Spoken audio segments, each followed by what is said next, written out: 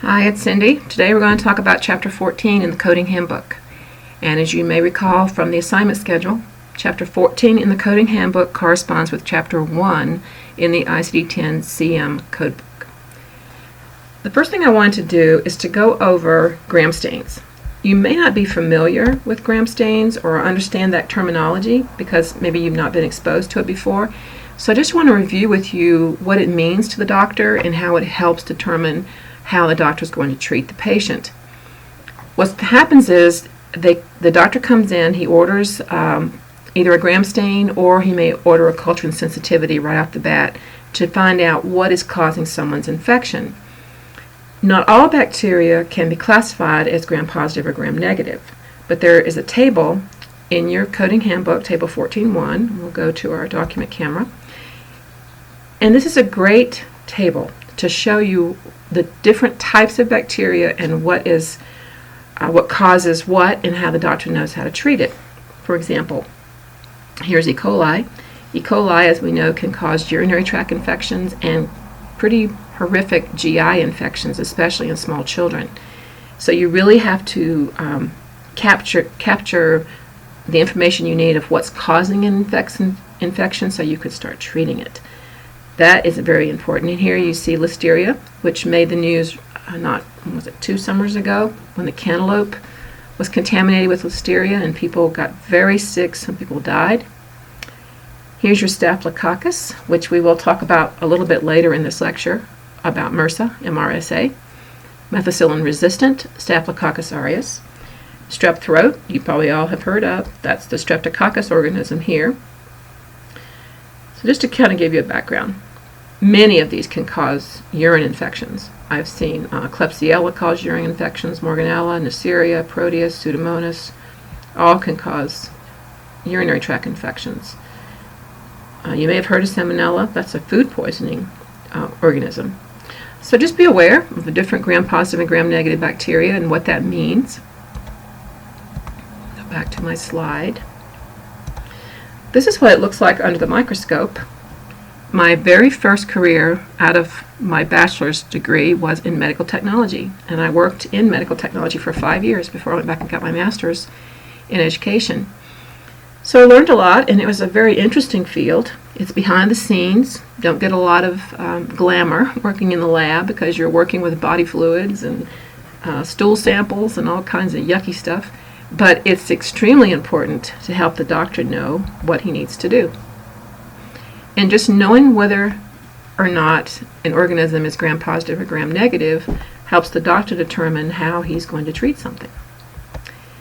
That gram stain tells him if the bacteria is gram-positive or gram-negative, what shape it is, how much of it there is there bacteria in the cells and outside of the cells, are there red blood cells and white blood cells there, and is there any fungi? Fungi is yeast and molds. They look very, very different under the scope. The doctor may also order a culture and sensitivity. Culture is just to grow that bacteria in media, like a petri dish.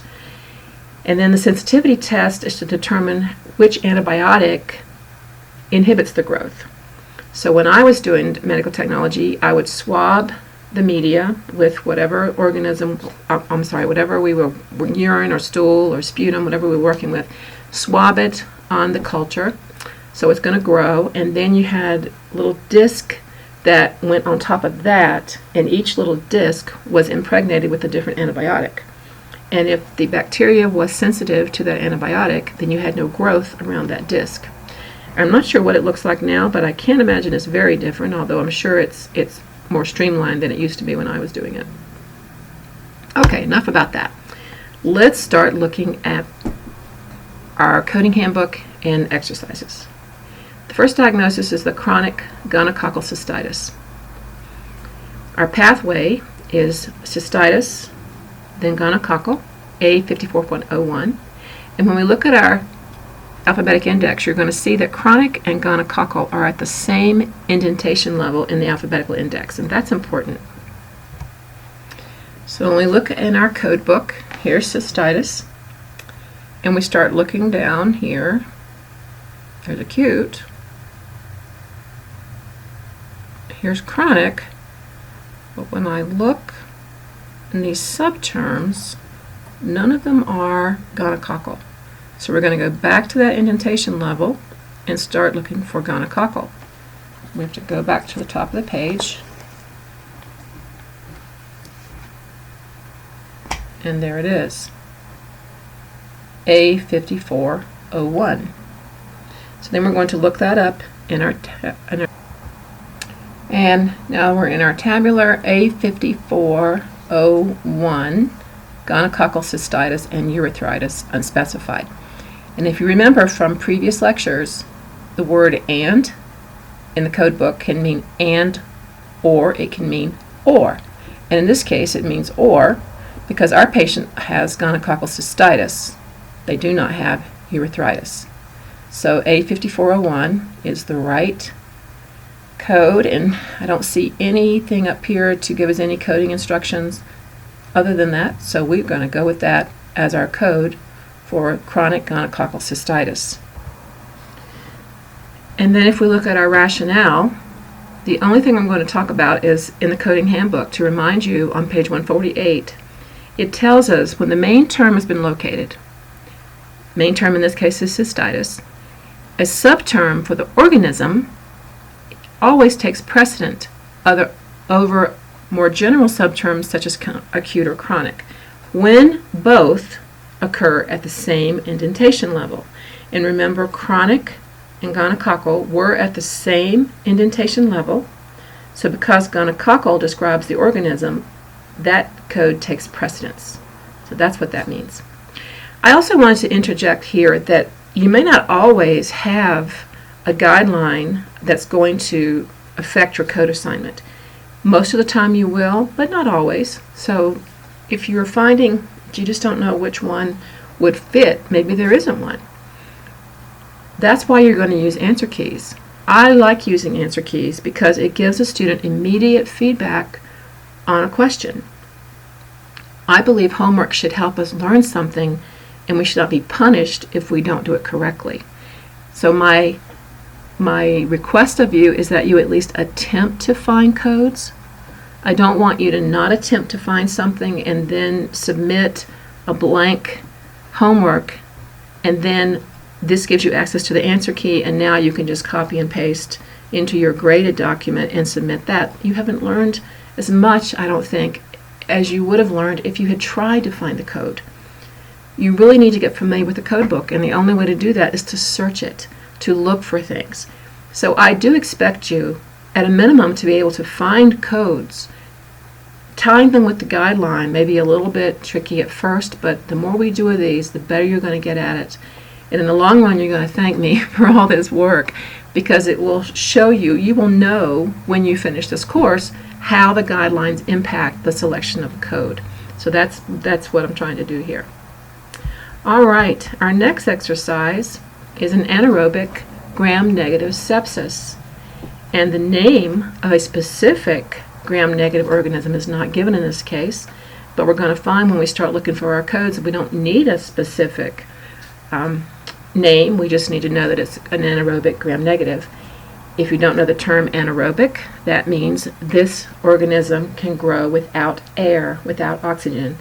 So that is significant in a deep wound, for example, is where we might see anaerobes growing. The code we're going to look for, our main term is sepsis, then gram-negative, then organism. Sepsis, gram-negative, and then anaerobic. Organism is like a non-essential modifier for the gram-negative term in this case. So let's go to our alphabetical index. So here we are in our alphabetical index, and here we are with sepsis, and we're looking for gram-negative, anaerobic, and here we go. Gram-negative, anaerobic, A41.4. So now we'll go to the tabular. And now that we're in the tabular, I want to just bring to your attention the category A41 has a lot of information on it before you actually get to the codes. This little fourth right here tells us that to be complete, this needs a fourth character. Right now the category only has 3.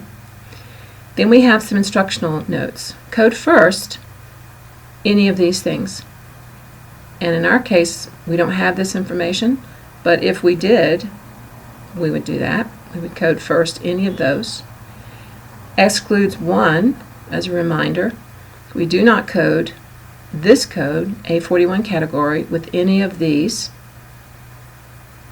And then excludes 2 is telling us that the patient could have this and any of these. So it is possible for the patient to have both.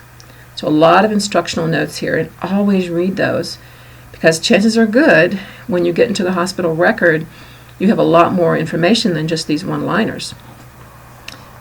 Move down here, so A41. Here we go. A41.4, sepsis due to anaerobes.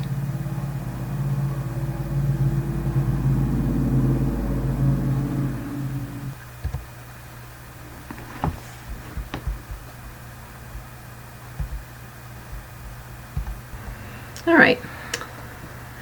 I have a slide on MRSA just to remind you that there are different codes for methicillin-resistant staph and methicillin-susceptible staph. These are very common infections, especially in nursing homes and in hospitals.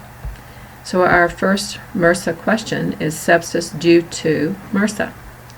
So our pathway is sepsis as our main term, and then we just follow the path: Staphylococcus aureus, methicillin resistant.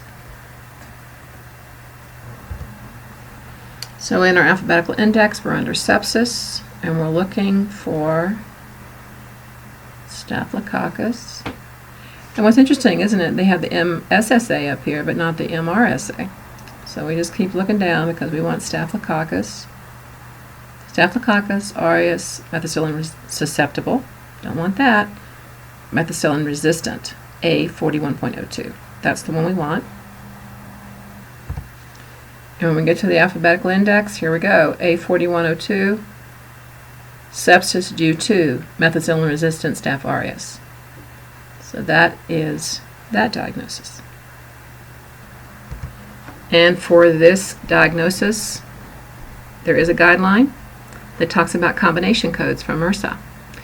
When a patient's diagnosed with an infection due to MRSA, and that infection has a combination code that includes the causal organism, that's your code.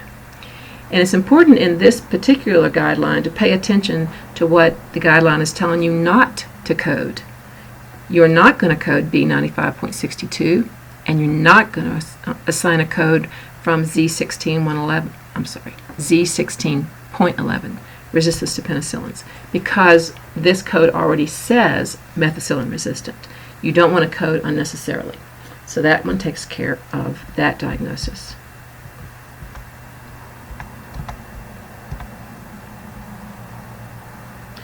Before we go into this one, I'm going to do a separate recording because it's long, but I think it's very informative, and I don't want to make these recordings so long that they become laborious. So I'm going to end this one for now, and we'll do a part 2 in a couple of minutes.